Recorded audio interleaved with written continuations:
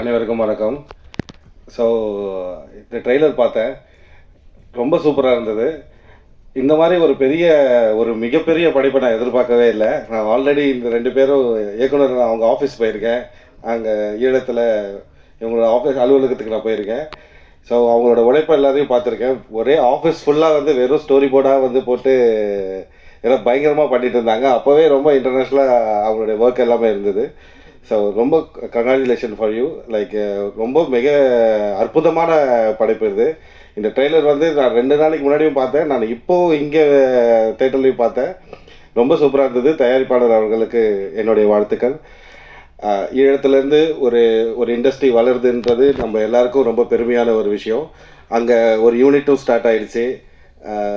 Like அடுத்தடுத்து பின்னாடி நிறைய கதைகள் வரும்னு நான் எதிர்பார்க்குறேன். வெறும் போர்க்களத்தில் மட்டும் இல்லாமல் அங்கே ஒரு வாழ்வியல் இருக்குது.